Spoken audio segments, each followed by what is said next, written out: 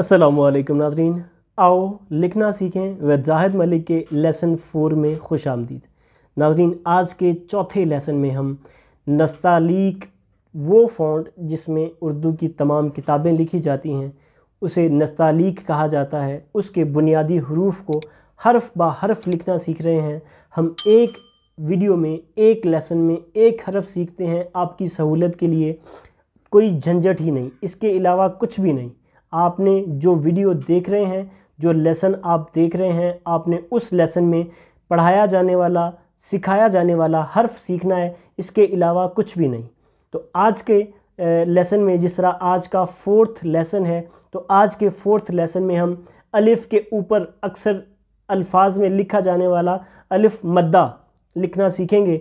जैसे अलिफ़ मद्दा आम के अंदर लिखा जाता है, वो अलिफ़ मद्दा लिखना सीखेंगे। तो ये इससे पहले नाज़रीन जो हमने लेसन्स के अंदर लिखना सीखा था, वो जैसे लेसन 1 था, उसमें हमने बैठना सीखा कि लिखने के लिए कैसे बैठा जाए, किस तरह की इंक इस्तेमाल की जाए, किस तरह का कलम इस्तेमाल किया जाए, किस तरह की मार्कर पेन या पॉइंटर इस्तेमाल किया जाए। तो उसके बारे में बहुत ज़्यादा तफसील से बात की थी। तो आपको लेसन 1 ज़रूर देखना चाहिए, वो आपके लिए बहुत ज़्यादा इंफॉर्मेटिव होगा। और आज उसके बाद लेसन 2 के अंदर जैसे हमने नुक्ता लगाना सीखा था, जो कि आगे तमाम लेसन्स में हमें बहुत ज़्यादा काम आने वाला है। और फिर उसके बाद लेसन 3 में अलिफ़ लिखना सीखा, और आज के लेसन में हम अलिफ़ मद्दा लिखना सीखेंगे। तो नाज़रीन, हमारे इन वीडियोज़ को ज़रूर आप अपने फैमिली मेम्बर्स के साथ शेयर करें, हमारे इस चैनल को ज़रूर सब्सक्राइब करें, आप ज़रूर लाइक करें और अपना फ़ीडबैक ज़रूर दें।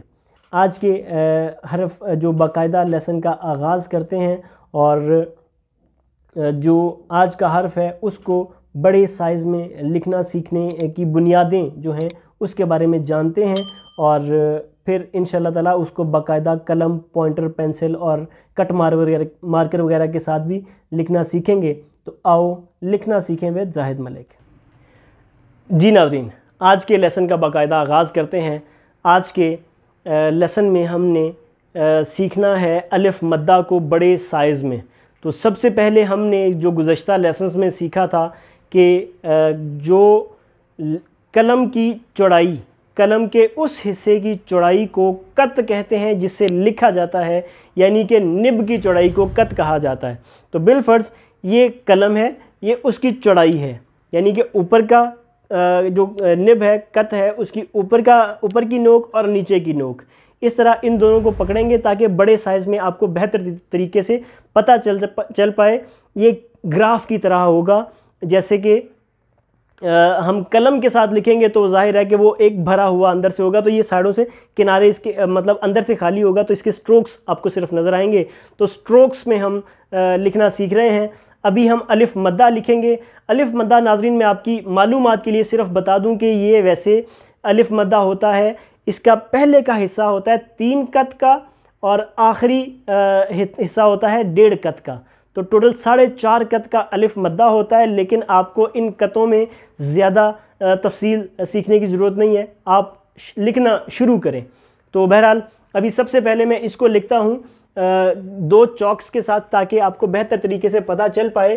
तो अभी जैसे हम इस लाइन के ऊपर लिखते हैं तो हमें शुरू करना है यहाँ से। अब मिसाल के तौर पे ये कत है, इसकी ये एक कत, 2 कत, 3 और ये 4, यानी कि ये 4 इतना लंबा, और यहाँ से लेके इस जगह तक, आसान अल्फाज में बता दूं तो इतना लंबा हम इस कत के हिसाब से लिख सकते हैं। तो लिखने के लिए हमने यहाँ से यूं शुरू करना है, ये देखिए इतना हिस्सा लिखा गया, और फिर उसके बाद यहाँ से हमने एकदम नोक हल्की सी बना के नीचे की तरफ लाना है, ये। तो ये बन गया अलिफ़ मद्दा।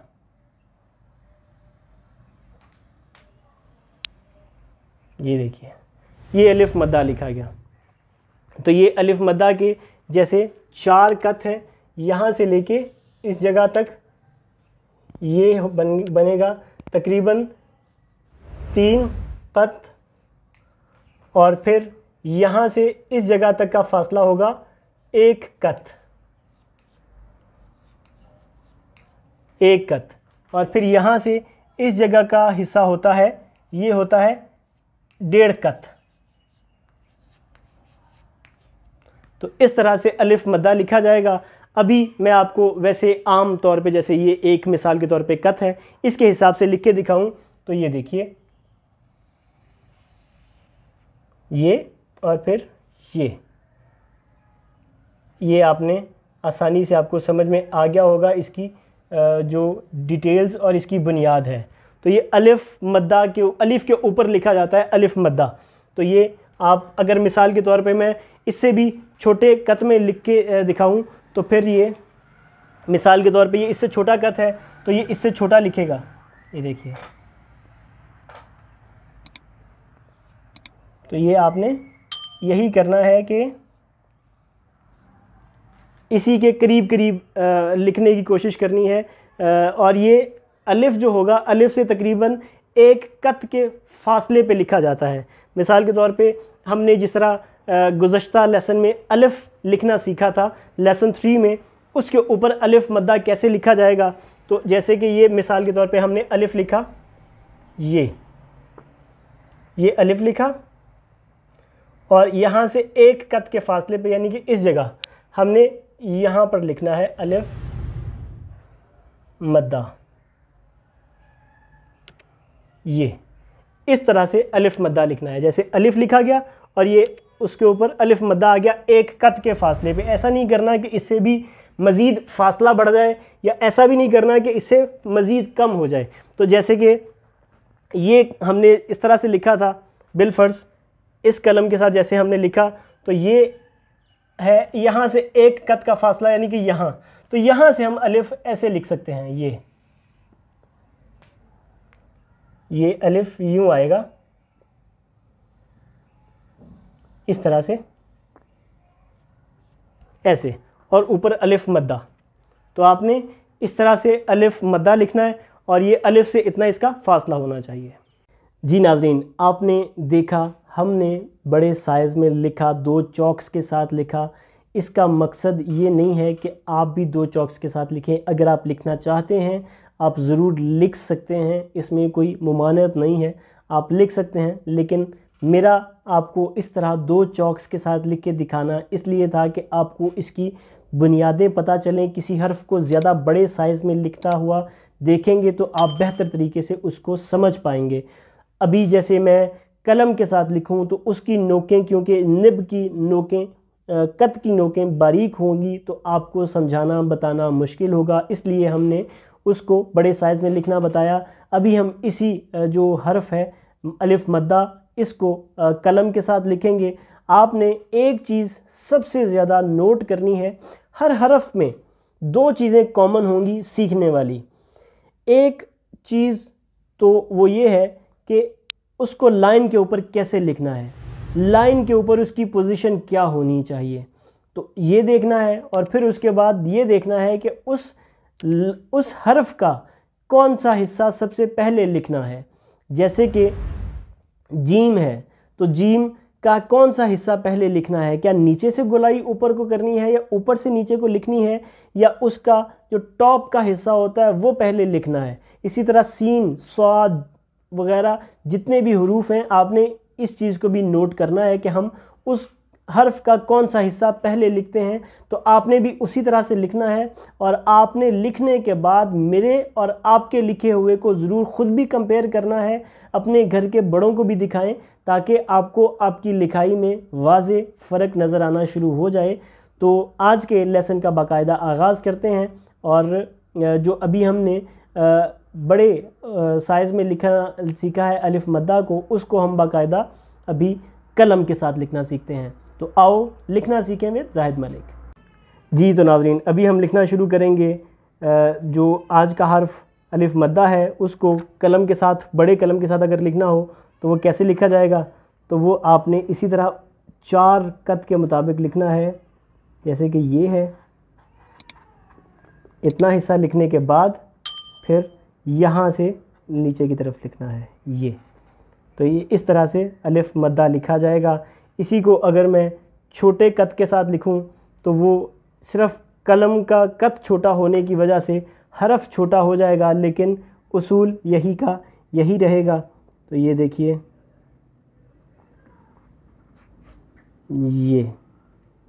ये आ गया 3 कत और फिर ये 1.5 कत का अलिफ मद्दा का ये वाला हिस्सा।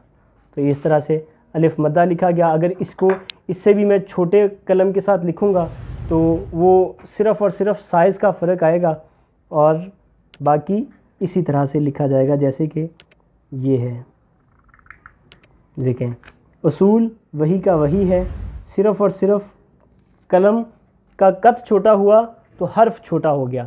इसी तरह अगर मैं इससे भी छोटे कद के साथ अगर ये इससे लिखता हूँ बिलफर्ज, तो ये देखिए कि जैसे ये लिखा और ये देखें अलिफ मद्दा लिखा गया। इससे भी अगर छोटे कद के साथ अगर लिखा जाए तो वो इसी उसूल के मुताबिक लिखा जाएगा जैसे कि ये है और ये। तो ये सिंपल सा एक उसूल आपने याद रखना है कि जब कभी भी लिखा जाएगा वो इसी तरह से लिखा जाएगा कि उसका इतना हिस्सा, ये देखिए जैसे कि ये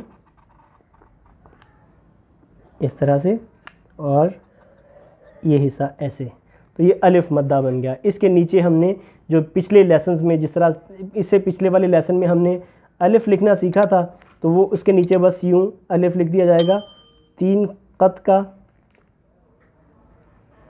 इस तरह से, और वो देखें अलिफ मद्दा आ बन गया।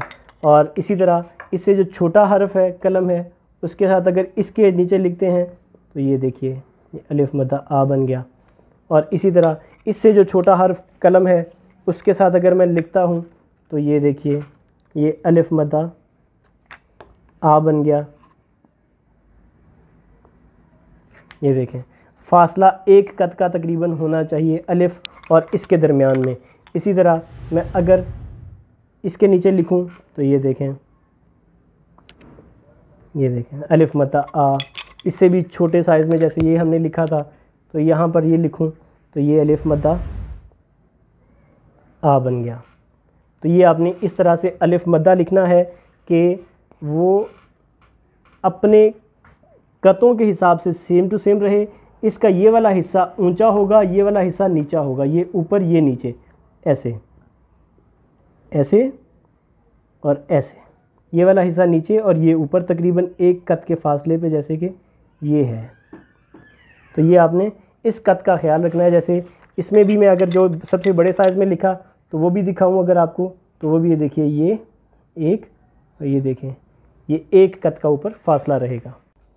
जी नाज़रीन, आपने अभी लिखना सीख लिया है इस हर्फ अलिफ मद्दा को कलम के साथ भी। इससे पहले हमने इसकी बुनियादें सीखी और फिर हमने अभी इसको कलम के साथ लिखना सीखा।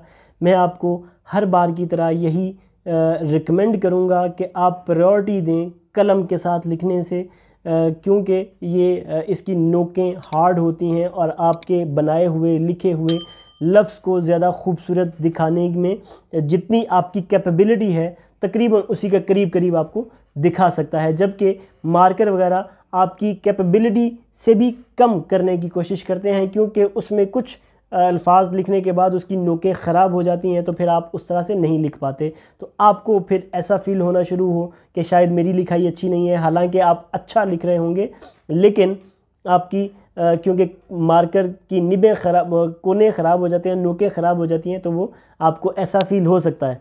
तो लेकिन आप जिस किसी चीज़ के साथ भी लिखना चाहें आप लिखें, ज़रूर लिखें, और आप अपनी लिखी हुई चीज़ों को हमें फ़ीडबैक के तौर पे भी कमेंट्स में या आप फ़ीडबैक के तौर पे हमारे दिए गए नंबर पे हमें शेयर कर सकते हैं। तो अभी हम जो इस हर्फ को कलम और चौक वगैरह के साथ लिखते हुए देखा है आपने, इसको हम बाकायदा अभी पेन, कट मार्कर, छोटे कट मार्कर और कलम जो दूसरी पॉइंटर वगैरह के साथ लिखना सीखते हैं। तो आओ लिखना सीखें विद जाहिद मलिक। जी तो नाज़रीन, आज के लेसन में हमने अलिफ मद्दा लिखना जो सीखा उसको अगर हम मोटे कट मार्कर के साथ भी लिखेंगे तो बिल्कुल उसी उसूल के मुताबिक ही लिखा जाएगा। सिर्फ़ और सिर्फ कट छोटा होने की वजह से उसका हर्फ का साइज़ कम हो जाएगा। तो जैसे ये कट मार्कर बहुत छोटा है तो उस कलम के हिसाब से तो ये लफ्ज़ को छोटा लिखेगा, जैसे ये और फिर ये। तो ये आप देख रहे हैं कि उसूल वही का वही है और हर्फ उसी तरह से लिखे जा रहे हैं। तो इसी के नीचे अगर मैं अलिफ लिख दूं, जो जिस तरह हमने गुज़श्ता लेसन के अंदर सीखा है, तो ये देखिए, ये देखें लेसन 3 के अंदर अलिफ लिखना सीखा, तो ये इस तरह से अलिफ मद्दा आ लिखा जाएगा। और अगर इसी चीज़ को मैं छोटे कट मार्कर के साथ लिखूंगा, तो जो मैंने आपको गुज़श्ता लेसन्स में भी आपने देखा कि बहुत अच्छी चीज़ मार्केट में मौजूद है, पियानो कंपनी का ये कट मार्कर है, पॉइंटर है, जिसकी निब बहुत शानदार बनाई गई है और कैलीग्राफी के हिसाब से बहुत परफेक्ट है। तो ये जैसे ये अलिफ लिखा और उसके ऊपर अलिफ मद्दा लिखना है, तो लिखा उसी उसूल के मुताबिक जाएगा। ये देखिए, ये देखिए, इस तरह से अलिफ मद्दा उसी उसूल के मुताबिक उसी तरह से लिखा जाता रहेगा और आपने इसी के हिसाब से प्रैक्टिस करते जाना है। और अगर मैं इसको इससे भी छोटे मार्कर के साथ लिखूं, यानी कि छोटे पॉइंटर के साथ लिखूं, तो वो भी उसी उसूल के मुताबिक लिखेगा। ये देखिए, ये देखिए,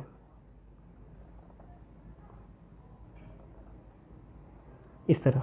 और अगर इसको अलिफ के साथ लिखना हो, जैसे कि ये लिखा गया है, तो आपने अलिफ इसके एक कत के फासले से शुरू करना है, यानी कि ये, यानी कि पहले अलिफ लिखा जाएगा, अलिफ लिखा जाएगा अपनी ही पोजीशन के ऊपर और फिर उसके ऊपर अलिफ मद्दा लिखा जाएगा यूं, ऐसे अलिफ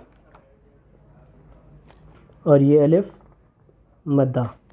तो ये आप देख रहे हैं कि बहुत शानदार तरीके के साथ ये लिखा जा रहा है। और अगर मैं इसी को अलिफ के साथ छोटे कट मार्कर के साथ लिखता हूँ, तो पहले अलिफ लिखा जाएगा जो हमने गुज़श्ता लेसन में सीखा था, लेसन 3 में, तो उसके बाद यहाँ पर अलिफ मद्दा ये लिखा गया, अलिफ, ये अलिफ और ये अलिफ मद्दा। और अगर मैं इसको इससे भी जो छोटे अगर पॉइंटर के साथ लिखूं, तो फिर वो भी इसी तरह से लिखा जाएगा, इसी उसूल के मुताबिक, जो कि 1 mm के साथ है। जो कत होता है ये mm में काउंट किया जाता है। तो ये देखिए, अलिफ और अलिफ मद्दा, अलिफ और अलिफ मद्दा। तो ये आपने लिखना सीखा। अगर मैं इसी को ही लिखता हूँ पेन के साथ, तो भी उसूल यही का यही रहेगा।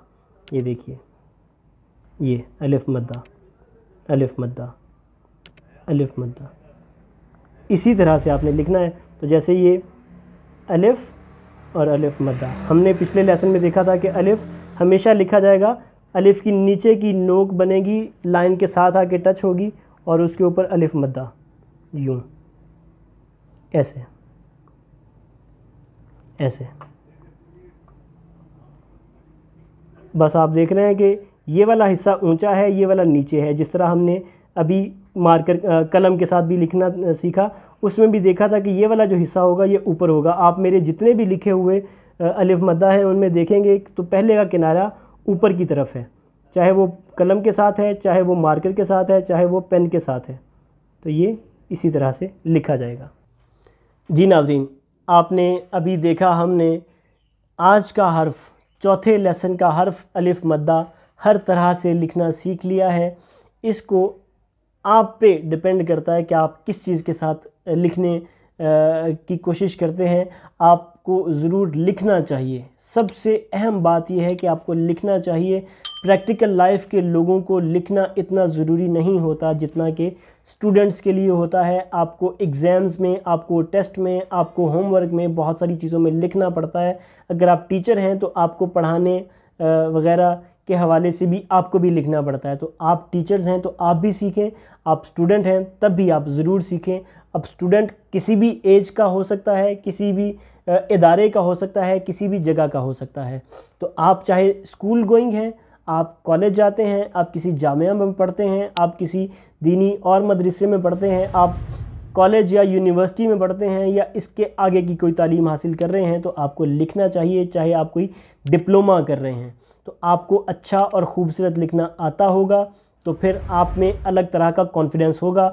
हमारी इन वीडियोस को आप ज़रूर अपने फैमिली मेम्बर्स के साथ शेयर करें, अपने ख़ानदान वालों के साथ शेयर करें। व्हाट्सएप पे जो फैमिली ग्रुप्स बने होते हैं, आप हमारे इस चैनल का लिंक, हमारे इस लेसन का लिंक उनमें ज़रूर शेयर करें और हमारे इस चैनल को ज़रूर सब्सक्राइब करें, और ताकि आने वाले जो लेसन्स होंगे उनका नोटिफिकेशन आपको टाइमली मिल जाए और आप डेली एक ड्यूरेशन, जैसे पीरियड की ड्यूरेशन है, जिस तरह एक क्लास की ड्यूरेशन है, उसी के मुताबिक आप इसको बाकायदा लिखें।